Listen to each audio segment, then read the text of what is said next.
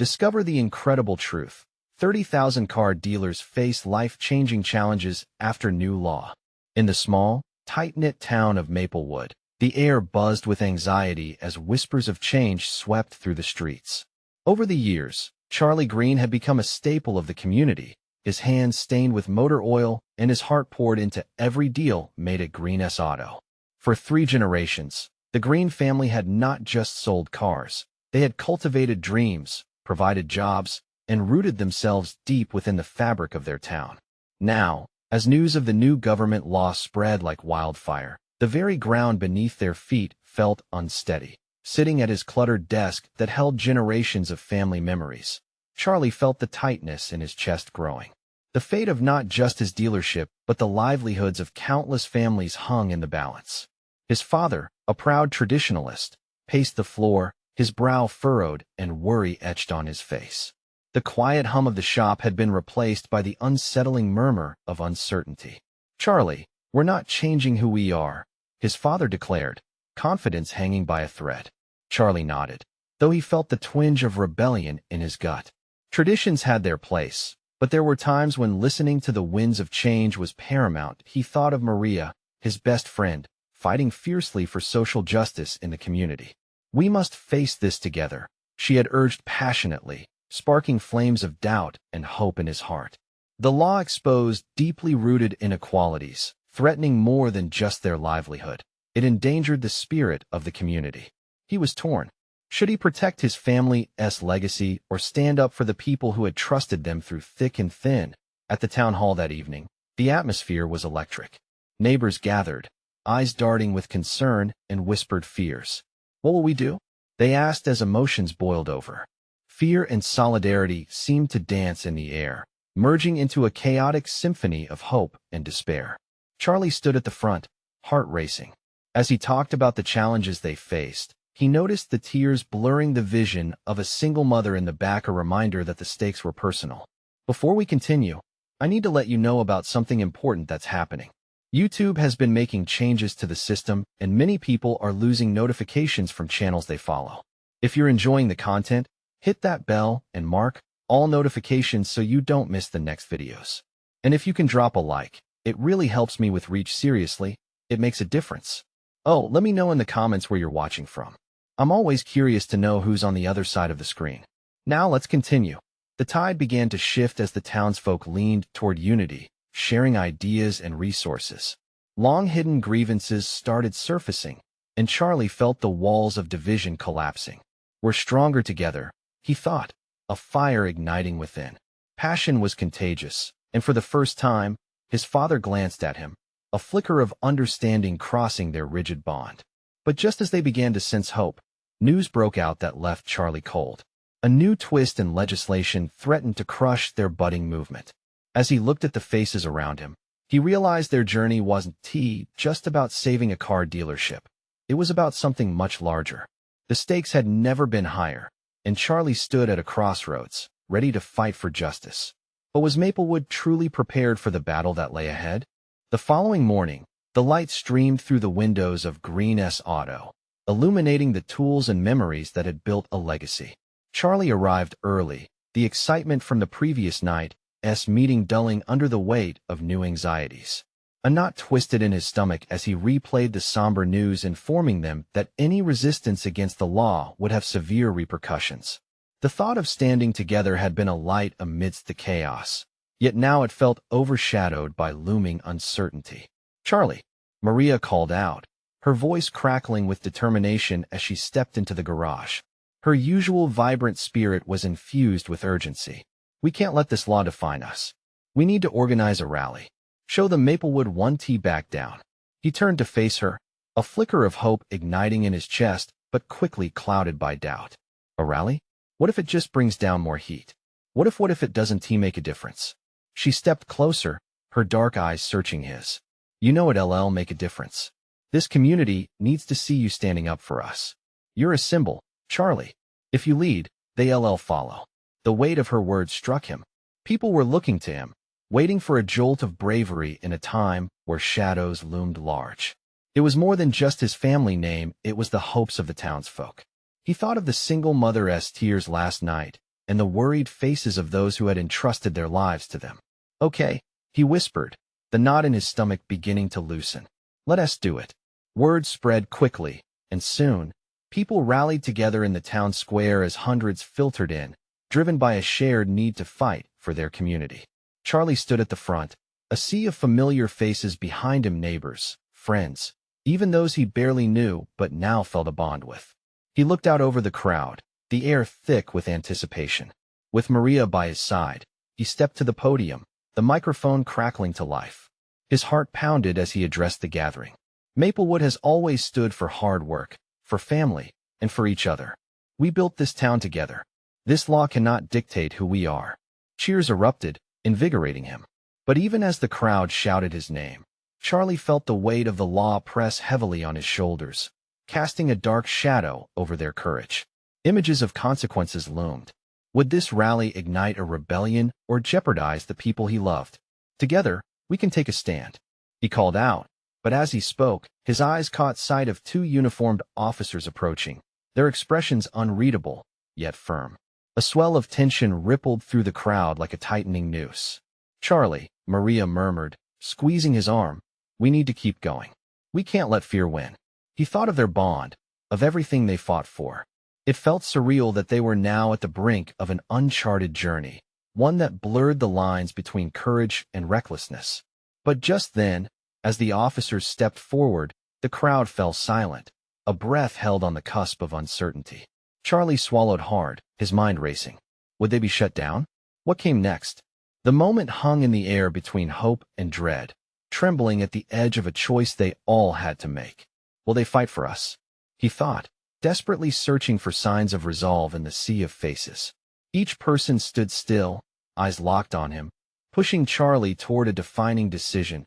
As he steadied his breath, the undeniable truth loomed. The real battle for Maplewood was just beginning. Would they rise together, or would fear silence their resolve? The officers, tall and imposing, stepped closer to the stage as Charlie's heart raced. Would they end the rally? Would he let fear dictate their movement? The energy shifted from fiery defiance to apprehensive silence. The crowd's collective breath seemed to pulse in time with Charlie's racing heart. "Good afternoon, everyone," the first officer called out, his voice carrying authority but also a hint of compassion. "I'm Officer Richards, and this is Officer Matthews. We're here to ensure that everything stays peaceful. We simply want to hear your concerns." A mix of relief and tension coursed through the crowd. Applause erupted, though its enthusiasm felt shaky. Charlie felt a surge of hope, but doubt clung to him like a shadow.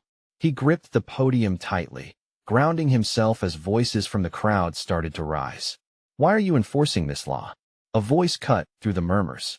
It belonged to Tim, an old mechanic who had been working alongside Charlie's father before Charlie could even hold a wrench. Richards cleared his throat, meeting Tim's earnest gaze. "This isn't about punishment. We understand the challenges you're facing. We're here to represent the law, not to crush your spirit." "Then let us show you our spirit," Maria shouted, igniting the crowd anew. "We aren't just a number in your law. We're families, friends, and neighbors." More people joined in, their voices piercing through the tension like a shot of adrenaline. "We deserve to be heard. Maplewood stands together." The chants picked up momentum, stirring energy into the air. Charlie felt his spirit lift alongside theirs, the initial fear giving way to a rush of collective power. "Let us show them who we are," he yelled, and with that proclamation, the crowd erupted. They were no longer just a group of worried neighbors. They were a force, bound by the unfolding need for connection, community, and courage. The officers exchanged glances. A hint of uncertainty flickered in their eyes. Charlie noticed the moment when their posture softened. Would they back down? The crowd turned to look at Charlie, fully expecting him to lead them with unshakable confidence. He met their hopeful gazes, and in that instant, he felt a flicker of resolve. "We'll find a way to help each other. But we need to do it together. No more silence. No more fear." The cheers that followed felt like a wave, lifting him and the townsfolk higher. They weren't just fighting against a law, they were fighting for each other. Just then, the officers took a step back, as if reconsidering their approach. The rally was supposed to be a warning, but now, It transformed into something else entirely, a movement that meant more than standing up against the law. They were unearthing a truth that connected them deeply, a truth that reminded everyone why Maplewood mattered. As the crowd settled down momentarily, Charlie spotted Maria waving her hand. She smiled, eyes shining with belief, and he couldn't help but reflect on how far they had come since last night. But as the rally continued, and conversations erupted amidst every corner of the square, Charlie couldn't shake off an unnerving feeling. The officers might be temporarily appeased, but how long could this new courage last against the looming threat of retaliation from those in power? The question lingered in his mind, resonating deeply. Was their bond strong enough to withstand what was coming next?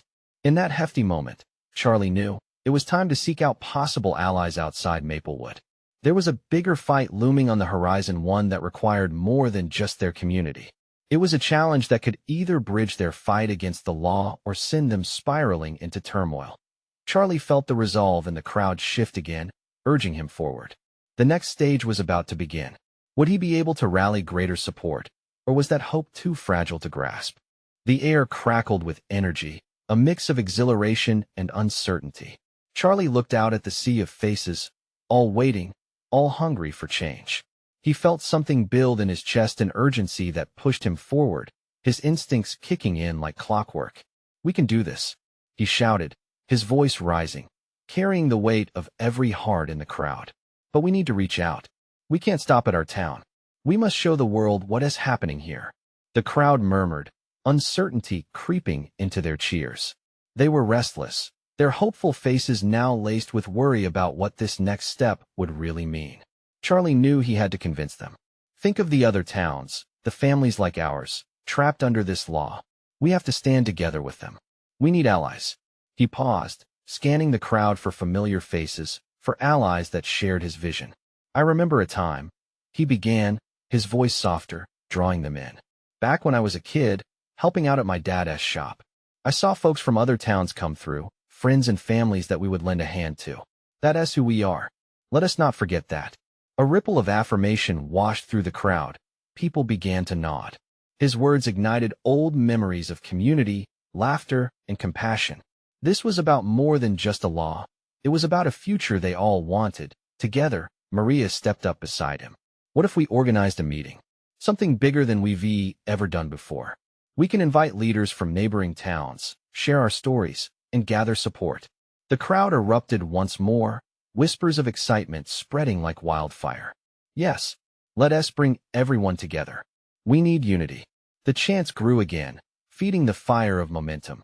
Charlie couldn't help but smile. Maybe they could turn this into something that would galvanize their entire region. They could be a force for change beyond Maplewood. He felt the warmth of his community's spirit wrap around him like a cozy blanket, igniting a hope he hadn't known he could feel. But hidden beneath that warm glow was doubt, like a storm cloud. What if they reached out and were met with resistance? What if no one cared? Those fears crept in, wrapping around his resolve like vines. He needed a plan, a way to present their story not just as a rally, but as a rallying cry that could echo across towns and borders. "We can set a date for our meeting next week," he announced, the words tumbling out in urgency. "Let us make it a day of sharing, laughter, and courage. Every neighbor we can reach, every person affected by this decision, needs to be there." Applause erupted again, louder this time, reverberating against the brick walls of the town square. People started discussing details, clapping each other on the back, their spirits undeniably lifted. Charlie let out a breath, finding strength in their excitement. Yet still, that shadow loomed. Charlie's heart raced not just from hope, but from the weight on his shoulders. He was now leading them toward a path filled with uncertainty. Could a movement like this withstand the pushback from those in power? As their plans solidified, Charlie felt a stirring in his gut, a voice whispering that retaliation would be inevitable. They would need to be ready, not just in Maplewood, but on a broader scale. And deep down, he wondered, would they be able to handle the reality of what they were about to confront? The questions tugged at him as the rally transformed into an assembly of hope. But even as excitement crackled in the air, Charlie couldn't ignore the sensation of something larger brewing on the horizon, something that could either lead to their liberation or their undoing. and now they had to prepare for whatever came next. What would it take to defend their purpose against a force that seemed relentless? Who would answer the call, and how would they stand united? The weeks sped by in a blur of meetings, flyers, and fervent conversations. Each day felt like an endless cycle of planning and hope, but as the weekend approached, the weight of it all began to settle heavy on Charlie's shoulders. He stood in front of the community center, the walls painted a sunny yellow that spoke of childhood laughter and weekend gatherings. The bright colors felt almost mocking against the storm of anxiety swirling within him. With every face that approached him, he found strength, yet the fear of failure clung tightly. What if no one showed up? What if the leaders they invited turned out to be indifferent? So much hung in the balance. He glanced at Maria, busy arranging chairs and lines.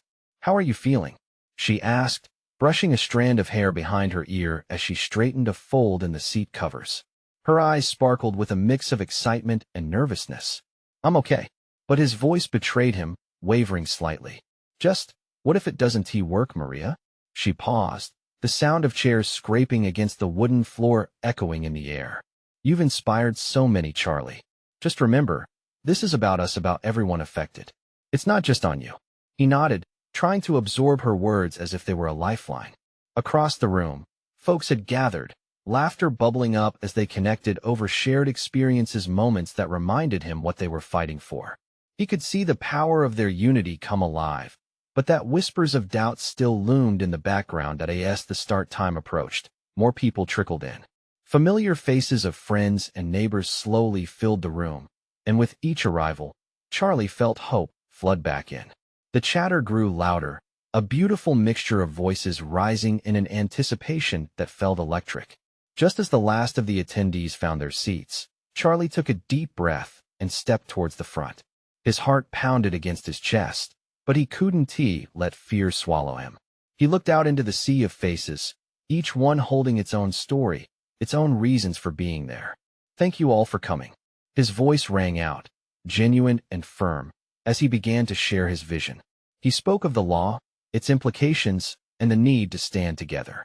"We're stronger together," he exclaimed, the emotions spilling out as he shared stories of families hurt by this unjust decision. People nodded, murmurs of agreement rippling through the crowd. He could see their struggle reflected on their faces, and it ignited a fire inside him. This gathering wasn't just about venting frustrations. It was about spreading hope and action. Just then, the doors burst open unexpectedly. The room fell silent, all eyes drawn to the unannounced visitors. A group of leaders from a neighboring town stood at the entrance, faces set with determination. They had come to lend their support. "Sorry we're late," one of them called out, stepping forward. "We heard about your meeting, and we're here to join the fight." A wave of applause erupted, a rhythm of unity that pulsed through the center. Charlie felt tears prick his eyes. It was a moment of connection, proof that they weren't alone in this battle. Yet, even as relief washed over him, a faint shadow crept back into view. What would the reaction of those in power be? Would retaliation soon follow? It was exhilarating to have the support, but would it be enough? Only time would tell as the discussions flowed. The energy in the room became something tangible, something almost magical. But a lingering question remained. Were they truly prepared for whatever storm was heading their way? The excitement was palpable, yet a sense of dread loomed on the horizon. Would they hold their ground when the storm finally broke? Charlie looked around the room, the faces of friends and strangers mingling, filled with hope and determination. The new group had stirred a sense of urgency, but with that excitement came the undeniable reality of what they were up against. The law had shifted, and now 30,000 car dealers were in jeopardy. As the meeting progressed, conversations bloomed with ideas, plans of action, community rallies, petitions. Each suggestion ignited a spark, as both seasoned activists and newcomers offered their perspectives. Yet, amid the fervor, Charlie felt his heart race at a different pulse. The fear that gripped his gut hadn't faded. Maria caught his eye from across the room. She shot him a reassuring smile and nodded, as if sensing his turmoil. Encouraged, he spoke up. "We need to be ready for pushback. I'm scared at what this new law might ignite. We can't just focus on the positives." A murmur of agreement traveled through the crowd. Several voices chimed in, expressing their concerns about retaliation. "What if they try to silence us?" One person asked, his brow furrowed in worry. We can't allow them to intimidate us. Another exclaimed, determination surging in her voice. This isn't just about auto dealers. It's our communities that will suffer. A wave of solidarity surged through the room, yet the specter of fear lingered in their midst. Charlie recognized that fear was a natural reaction, but they couldn't let it paralyze them. He took a deep breath, trying to ground himself in purpose. Looking for inspiration, he recalled a quote his grandfather once shared during tough times. Courage doesn't mean you don't get scared. It means you don't let fear stop you. As he shared those very words with the crowd, he felt a renewed strength. They all needed that message now more than ever. I promise you all, we will face whatever comes together. We will form alliances, mobilize our resources, and won't let them dictate the narrative. Charlie's voice was shaking, but it steadied with each word. This is not just our fight. This is our neighbors, our families. This is for our future. The energy in the room swelled, filling the gaps that doubt tried to create. Laughter and chants erupted. It was a symphony of defiance and hope. Charlie could see that the storm of anxiety that gripped him was shared but not confined. It was something they could transform into collective action. As the meeting began to conclude, Maria pulled him aside. You were incredible up there. You didn't just preach hope. You painted a picture we can fight for. Thanks, Maria. He hesitated. I just want to make sure we're prepared. We can't ignore the strength they have too. Before she could respond, a man from the crowd approached, a serious look on his face. I overheard talk of organizing a protest this Friday outside the city hall. It may garner some media attention. What do you think? Charlie's heart raced at the thought. It was bold, maybe too bold. But then again, they needed to make noise. If we can rally enough people, it might send a powerful message, he said, the idea settling deep within him. As more heads nodded in agreement, the prospect of their collective action began to feel real. Hope mingled with urgency, propelling them into the unknown. But as they began to formulate plans, an uneasy thought crept back in. Would they be ready for the fallout? With Friday looming closer, they needed to figure out how to ensure the safety of everyone involved. No one could predict just how powerful the legislators could retaliate. The stakes felt higher than ever before. Charlie stood at the threshold between hope and fear, ready to step into action, but uncertain of what awaited them. In that charged atmosphere, the crowd scattered, each person energized but contemplative. Would their unity stand against the storm that was brewing? What if their commitment to each other wasn't enough? Would their fight change anything? The question loomed. Charlie walked home that night, the weight of the meeting heavy on his shoulders. The streetlights flickered, casting an orange glow that danced on the pavement. Each step felt like a countdown to Friday. Each heartbeat a reminder of the stakes ahead. He replayed the evening's energy in his mind. The faces of those who believed, the fire in their voices, it was contagious. But that same fire also scared him. As he entered his apartment, the silence wrapped around him like a cold blanket. His sister's laughter echoed in his mind, a memory that huddled next to the knot in his stomach. She would have loved this fight, he thought. She would have rallied alongside him without hesitation. With a sigh, he reached for his phone, flipping through his contacts until he stopped on Maria's name. He hesitated, unsure if calling her would lift his spirits or exacerbate his worries. Finally, he hit dial. Hey, Charlie. How did it go? Maria's voice was bright, full of energy. It was great, but I can't shake this feeling. What if we are getting in over our heads? He leaned against the wall, feeling his heart race again as he confessed his doubts. Charlie, she said, her tone shifting to a more serious pitch. We are scared, yes.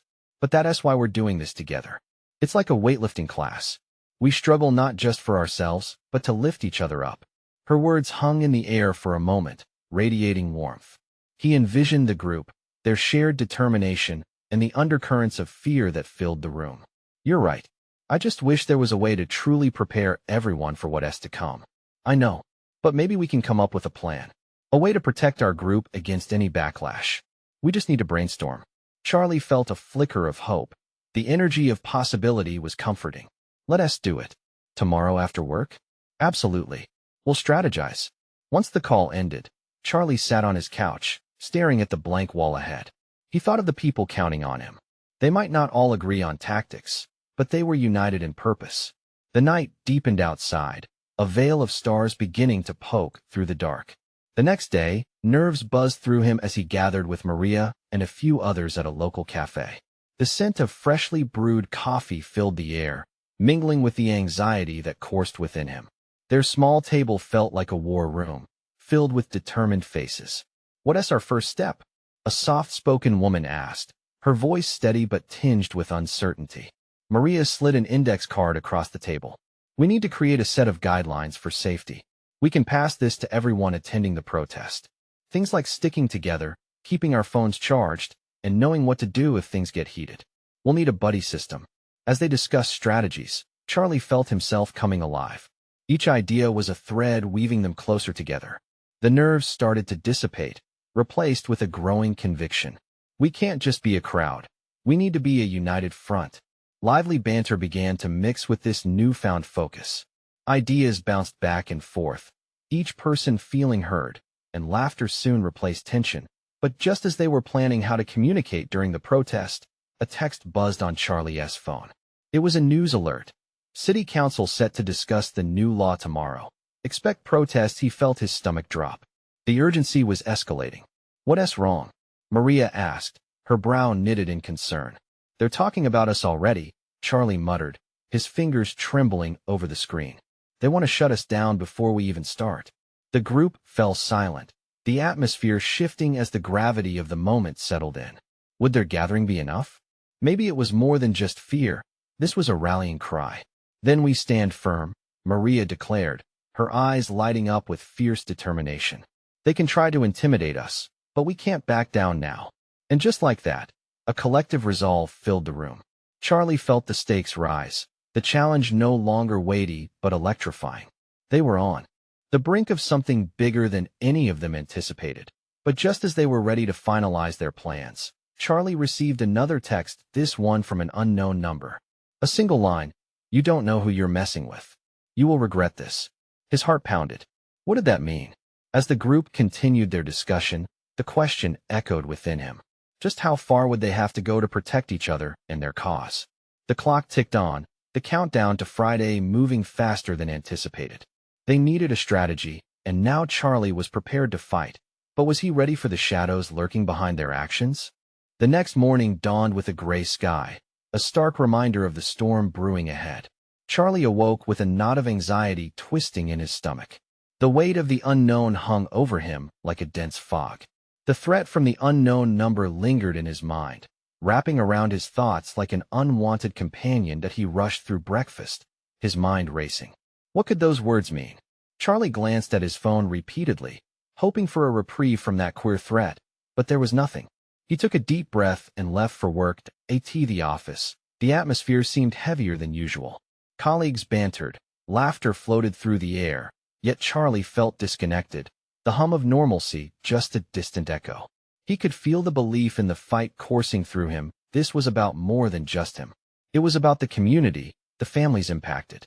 It was about change. That a few hours later, he couldn't shake the worry. He sent a message to Maria. "Can we meet during lunch? I need to talk about the message I received." The reply came shortly, reassuring him to meet at their usual spot, a small corner diner known for its comforting vibe and greasy burgers. As he walked to the diner, his legs felt heavy, but hope beckoned him forward. Charlie arrived early and claimed a booth in the back where sunlight streamed through the window, illuminating the table with warmth. He sat there, fiddling with a sugar packet, contemplating how to relay the weight he carried. Maria burst in a few moments later, bright-eyed and animated, her energy infectious. "Hey, you ready to crush this?" she exclaimed, sliding into the booth across from him. "Actually, Maria, I got a text last night." The brightness in her eyes dimmed slightly, concern flickering across her features. He felt the urge to reassure her, but forged ahead. "It's from someone I don't know. It says you don't know who you're messing with. You will regret this." Maria's brows knitted together, voice lowered. "That is ominous. Have you told anyone else?" No. Charlie bit his lip, wondering if he should have included the whole group in his fear. "I didn't want to worry them before we even start." For a moment, silence reigned between them, the clattering of dishes around them a stark contrast to the apprehension that had settled between them like a storm cloud. "We can't ignore it," Maria finally said. If they're serious, we need to take measures. We should tell the group. Right, but I don't want to incite panic either. Charlie, this isn't just about us.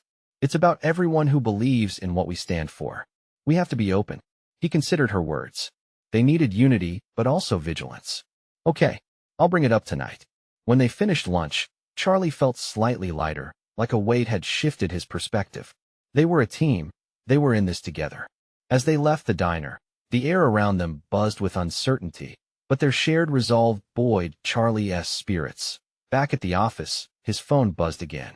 This time, it was a group message. Tonight at 6. Let us go over safety and prepare for the rally. His heart raced. He could feel the energy beginning to swell again within him. They were acting.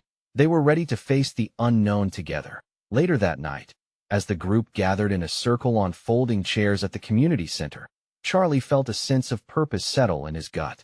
As the conversation flowed and plans were put into place, he took a deep breath. He could sense Maria's encouraging gaze on him, urging him to speak up.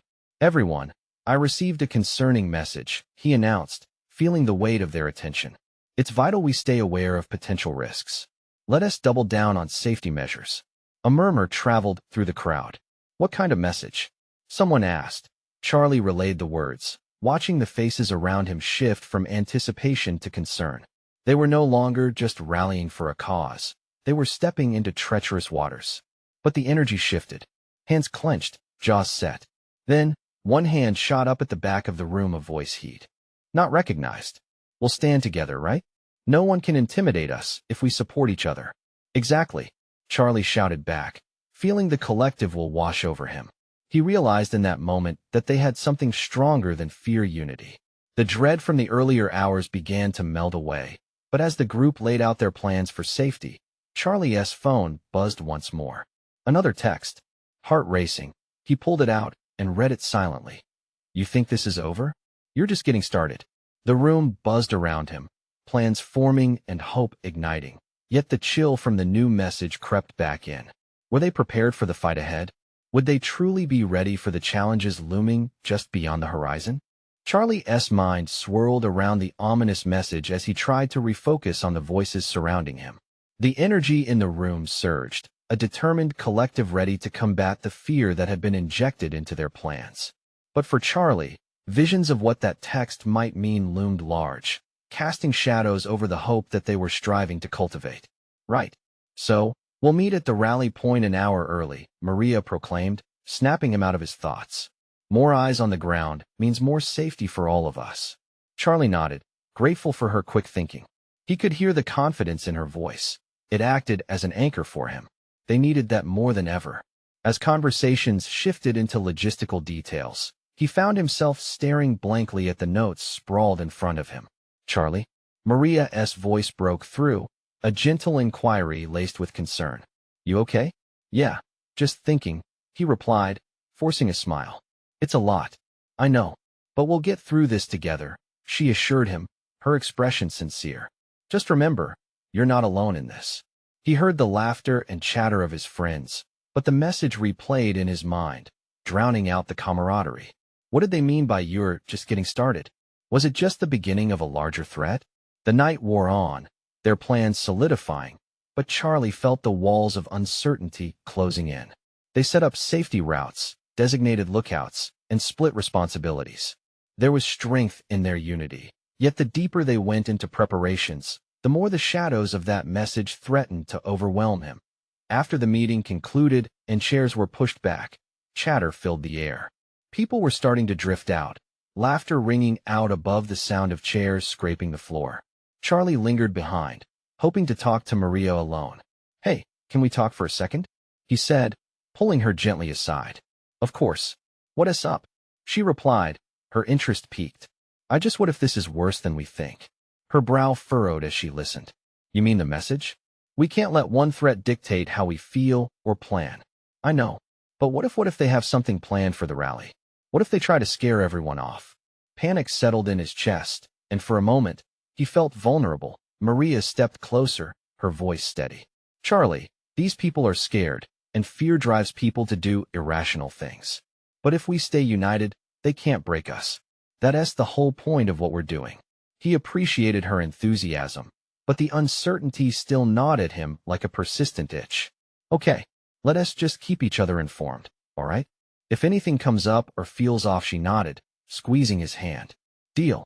But I believe in us, and I need you to believe too.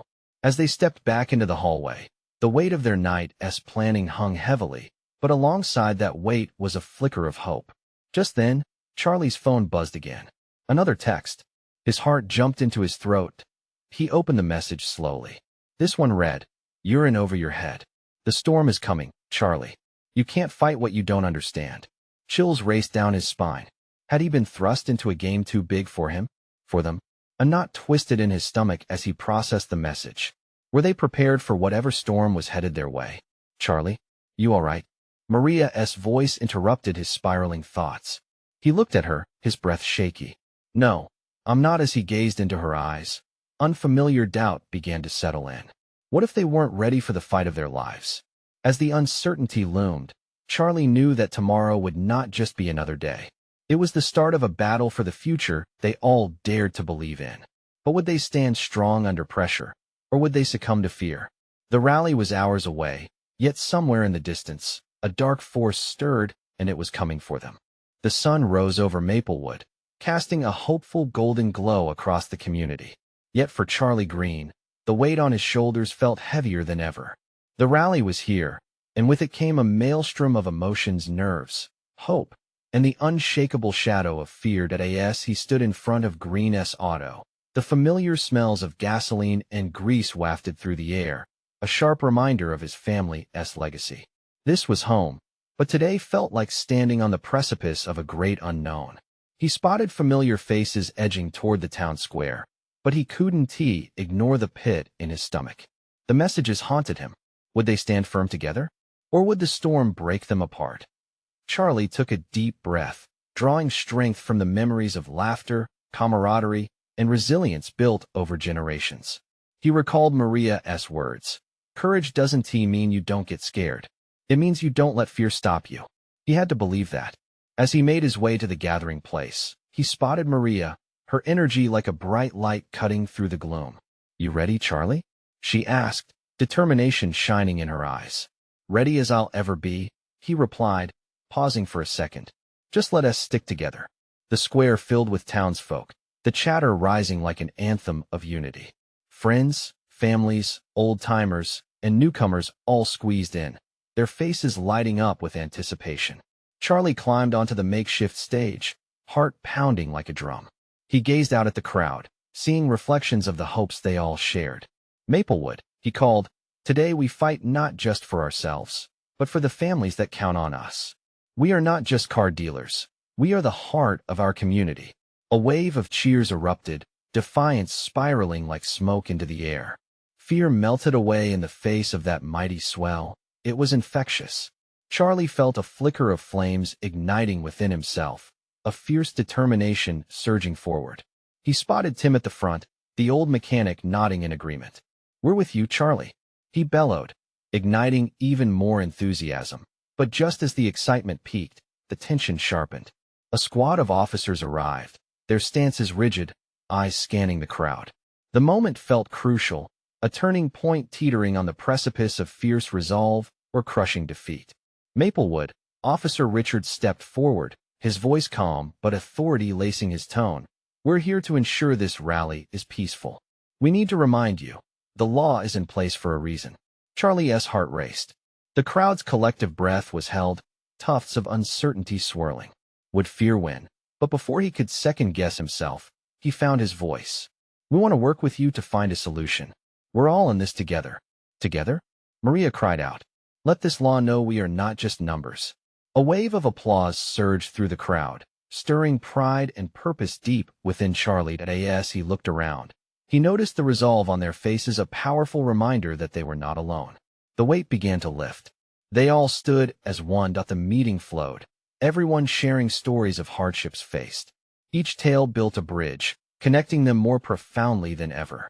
Stories of families losing their livelihoods to the new law morphed into cries for justice and fairness, and Charlie felt an overwhelming sense of connection. But lurking beneath the surface of harmony dark undercurrents of doubt surfaced. Glancing back at the officers, he gauged their reaction. They had to know the strength and solidarity. The officers maintained their position, their stern expressions softening slightly. "We hear your concerns, but the law must be respected. Fear is something we all face," Officer Richards remarked, his tone shifting to a more reflective note. "Fear should not keep us from standing up for what's right," Charlie shouted, his voice rising above the crowd. "It's time we made our voice heard." That single call resonated through the air, igniting a roar of applause from the crowd. He looked back over the sea of supporters, their eyes now ablaze. With passion, fear exchanged for courage. "That's it," Maria called, clapping him on the back. "We're making a mark, Charlie." Together. As they continued, slowly but surely, something remarkable happened. The townspeople began approaching the officers, one by one, sharing their stories, their lives, their fears. It wasn't about fighting against them.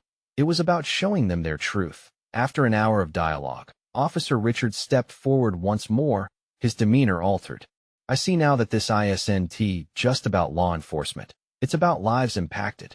We will bring your concerns back, give your fight a voice in our policy discussions." A stunned silence followed his declaration before the crowd erupted in cheers.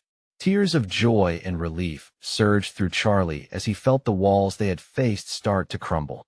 Hope flooded the square, as if the sun finally broke through the previous dark clouds. The new law wasn't just a threat. It was a chance for change, a moment for unity. "Together we will advocate for ourselves," Charlie yelled, raising his voice among the cheers, a radiant smile blooming. The long battle they had anticipated shifted now. It wasn't the end, but a beginning. The power of their voices rang out as they reaffirmed their connections, creating a community not easily shaken.